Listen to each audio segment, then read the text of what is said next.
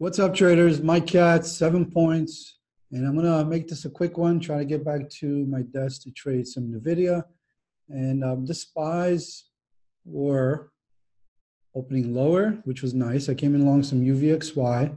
So that was very welcome, this open lower. So I took some more off on UVXY and then put it back out towards the close. But it looks like the market has still got a bid, still acting well. The only thing I see right now that could derail the market and maybe put in a short-term top at least is this whole thing with the emergency that Trump's trying to implement and build the wall on his own. In addition to maybe the whole thing with the government shutdown, the bill that they agreed on, that not passing. I think that's what's on traders' minds right now. So basically, for a few days now, we were told that they have a deal, that they're going to sign a deal, and there's going to be some money in it for a piece of a wall. And now Trump says he's not doing it, and that he's going to call an emergency, national emergency, and probably build it on his own. So I don't think those are good things for the market, at least short term. And then we shall see if the if the bull market just takes control again, but we'll see. So SPY, there was nice action today. Market overall was pretty good. I was focused on three names mainly. CTL, they had earnings, and this was SSR. Where is that? So this thing was down big, bounced, and then was SSR. So this one is nice. This kind of fits my perfect type of symbol that I like, where it's got a lot of volume. How much did we do today? We did, I don't know, 90 million shares. So a lot of volume and good range with a decent sized quote.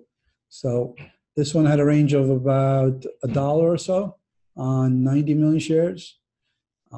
That's usually what I love to trade. And this was no different. This was SSR. And it was just a matter of jumping on board and move and just staying in it and don't touch it until it's time to take it off, right? Really hard to do. Staying a winner is easier said than done, but this was my best symbol on the day, probably my best symbol on the week, and maybe even the month, but this was good. The other similar name that fell into the same category would be TEVA. Also, thick quote, lots of volume. This thing had earnings. This one did about 50 million shares, and the range was also about $1. So this is pretty nice. Big range for a stock that does this much volume and such a thick quote. So that's a pretty good one. And the other one I'll mention real quick is Solo. So this whole sector seems to be in play, right? We have this electric car sector. Right now, I think it's comprised of 2 or 3 symbols, at least as far as I could tell. There's this one, there's FUV, there's Blink, which does the charging stations. They're moving together. This one has been, day 2 now? And it's definitely been very controlled. So I'll spend a couple minutes going over the symbol. I think it's important. Once I notice that the symbol is controlled, I got to make sure to be really careful. I got to make sure not to get caught up in the games. And what we short-term traders, what we want to see is certain weakness, and we'll get in. Well, these guys that are controlling the stock know exactly what we want to see. And when the stock is weak, they'll turn off the algo, the buying algo for a little bit, and they will, sucker in the shorts and then turn it back on and squeeze it hard, and then boom, it takes off. Shorts of, shorting weakness, covering strength, and that's very difficult. The other thing I'll say is this reminds me of the type of control we had in the pot sector, in NBEV and IGC, the first time around when we went up. The type of tape that I'm seeing, the type of volume, and the way large offers are just being chewed through as if it's nothing. Usually you see a big offer of 200,000 shares, the HFTs will step in front and you'll never get the fill. But right now what I'm seeing is the large offer, bam, they'll come in and they'll take it, they'll eat it up, and they'll take it up and a lot more afterwards. So that kind of reminds me of what I saw in the pot sector. So which kind of tells me that this is a big player. This is not just some small time, sit in your mommy's basement pumper that's controlling the stock. This is a big player that has a lot of capital and knows what they're doing. And what they're doing is basically just creating demand. You want to sell, they'll buy it, and they'll buy as much as they need to. They got pretty deep pockets until, it gets to the point where now every mom and pop is talking about it. Your brother is calling you and saying, hey, did you hear about the new electric car, this, that? And everybody wants to buy. That's when that big player sells. I don't know when that happens. I can't tell. Let's just quickly go into today's action. This opened up after hours or pre-market, went as high as 650, started fading off. And then when it opened, bam, big ramp, and then gets stuck here. So I played this 5-minute topping tail here, which was some pretty good volume. And I felt like it was stalling out. So I got in here on this doji with pretty good volume, and I was risking off of, the highs here. And that started working really quickly. And let's see, you can see on my executions here, I got in right around, 640, I want to say. And then bam, it starts working really quickly. And then it goes into the volatility halt right here. About 5 minutes later, opens up lower, swishy swashes around, and then starts to go lower again, at which point I hit into some more.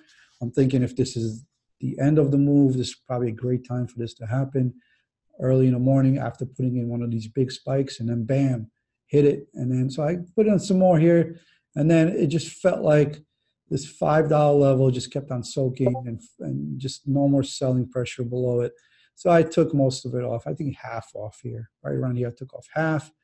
And then when it started stalling out here on this bounce, I put it back on and try to get bigger and bigger as it worked, thinking, okay, now it's time. Now it's really looking like backside.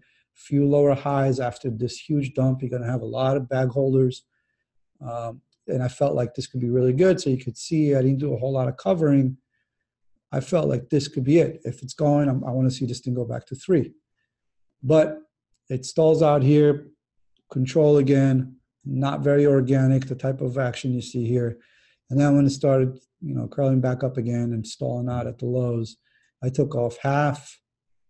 And at that point, I basically took off some more. I put some more back on thinking, okay, now I was going to try again. I closed half out again. You could see here, basically I was done here. And I closed out when we cleared this level. And I ended up giving back a lot of my open P&L. I ended up probably a 1 or 2 hour gain, compared to how much I was up down here. It was considerably less, but there's nothing I could do about that, right? Or maybe I could have avoided a little bit of this, reshort here, but I felt like this could potentially unwind again. But I ended up making 1 or 2 hours here, and I said, okay, I'm done with it. It feels very controlled, and I don't want to be caught up in that. And I got out. And then afterwards, I tried a couple of feelers, like this feeler here. I felt, okay, they're dropping a lot of red on the tape, but that got soaked really quickly and held. And then, so I just took it off. And then again, I tried it. I saw a lot of selling on the tape. It felt very different. It got stuffed here at around, was it $6, I think? Yep, so after seeing this stuff here at 6 and then not being able to reclaim, and then another stuff here, I got in and started adding as it was working. I got pretty good size here, and this might not look like a tough trade, but this is really hard to chase, and to be able to put on size like this on a chase, because you're shorting, and you're getting worse and worse prices. And most of the time, I don't want to be doing this, but a lot of times when these types of controlled names, what happens is they get this massive sell-off, massive dump, and then there is no bounce and there is no follow-through. And that's where bag holders get stuck long, and that's all she wrote. So a lot of times you'll see me do this and chase, and if I see it starting to curl up and reclaim, then I get out. I don't really give it till highs again. So this one ended up working well, and as of now, I closed out some of this. I still have a decent amount. I haven't decided yet what I want to do. Probably take off more. I don't know. Because it is so controlled, they could definitely take this up in after hours and that's when they have the least resistance. You know, if I wanted to push this up, probably after hours pre-market is the easiest time to do that.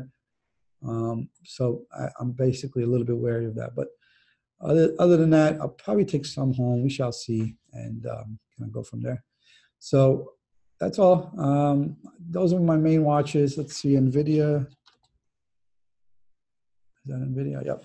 Doesn't look like it's out yet. Probably a couple minutes. It's going to report about 5 minutes. And I think CGC is reporting today.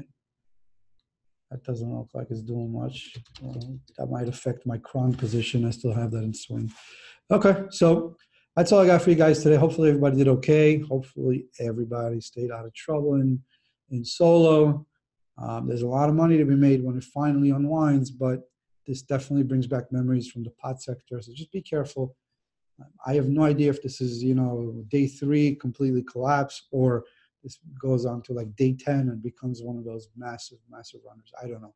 But just risk control is everything. Wish you guys luck. Give us that thumbs up. Give us a follow. And I'm going to run back to my desk and probably trade some of the video. Thanks for watching. 7 Points Capital.